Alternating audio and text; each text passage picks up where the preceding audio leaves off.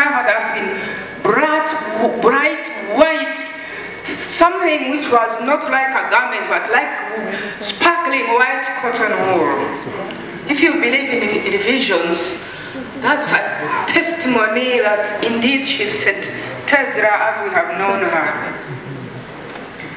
We have a brief time, so I'll be brief. These are some of the Kongorikas, the clan which St. Tezira belonged to. I love the Anglicans, the born again, the Christians, because they believe that someone can be sent. You don't have to wait to be dead to be called Saint Sword, so I call her St. Tezira. We are representative of a very large clan, our Kongori, Rabega, our Kongori. What we remember of our dear mother, she was among the few women in Rwanda to receive salvation, and with her late husband and her cousin, her sister, Yoni and her husband, and many others, the parents of Rita Charita, and all those other eminent ones in Rwanda, to serve the Lord with dedication. She served the Lord with dedication. As a spiritual leader, the husband was a pastor, among the pioneers of the East African revival, among the teachers, the mentors, the instructors of the early saints of the East African revival, which sprang up in Guinea and then spread to East Africa and beyond. The husband was a teacher, and so too she was. She too, as you know, you people in the service of God, when a man is serving God, the wife is also. When a man is a pastor, the wife is also a pastor. So we look at her spiritual life as a pastor, Pastor Tezira, because she was a very faithful supporter of a great servant of God. In the church, she was exemplary. There are many people here who can testify of our mother's generation, of our generation, and even the younger generation, that she led a very exemplary life. Of a very astute student of the Bible. She would have her Bible at all times. She would be referring to it. She would be inspiring hope in matters of the spirit of the church.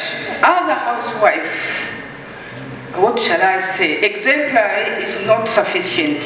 To say she was an exemplary housewife, the book of Proverbs speaks, chapter 10, verse 31, starting from verse 10 to the end, speaks of a good wife. Auntie Tezira would score 100% as such wife in the Bible.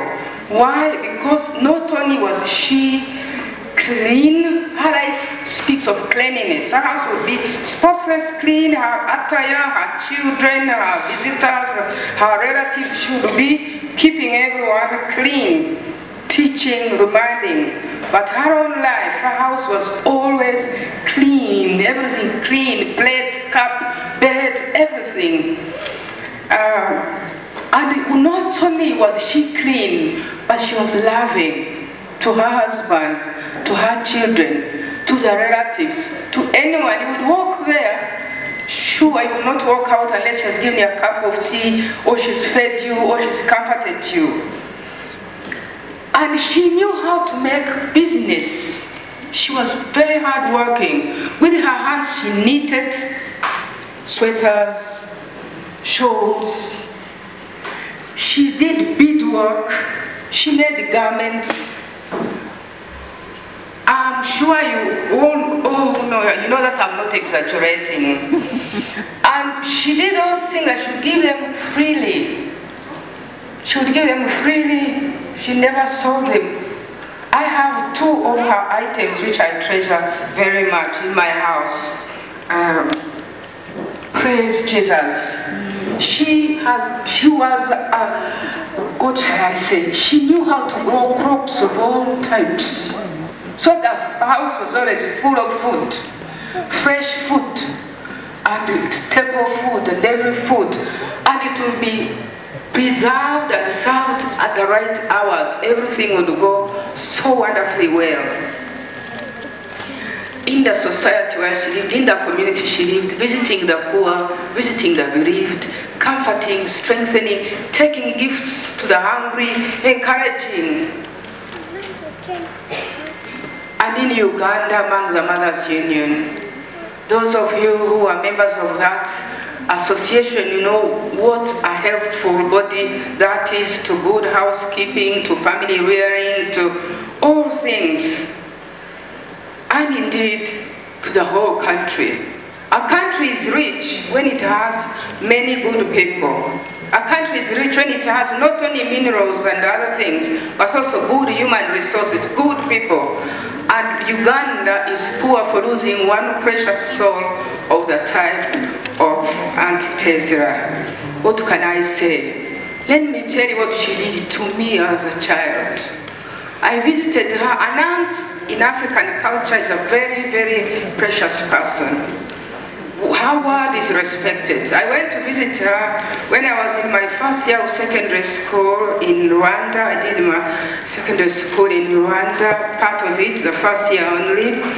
And when I go to her home, of course she would love you, she would feed you, she speaks to you tenderly, not exorbitantly, she wouldn't exaggerate. She would just say a few good words here and there, you would feel so comforted, so wanted, so helped. And I remember when I was going back to school, she gave me some money. And out of that, I bought 2 good materials which I had made by good tailors, and money to buy 2 pairs of shoes, very nice shoes, from Tezira. And whenever I would wear them, I would look at my feet and feel proud. And I would look at the feet again and feel proud.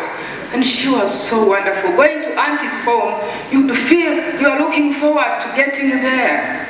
It's because she would be there for you, for everyone, for the Church of Christ. Thank you. May God bless her soul in eternal peace.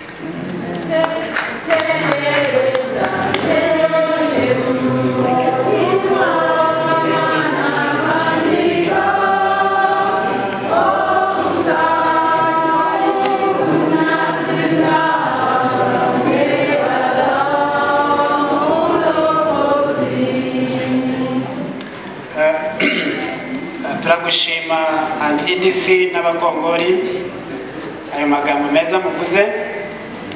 We thank you, Aunt Edith, for the wonderful words about Jjajja that you said. Mu magambo yavuze avuze byinshi byiza byo Jjajja yakoze.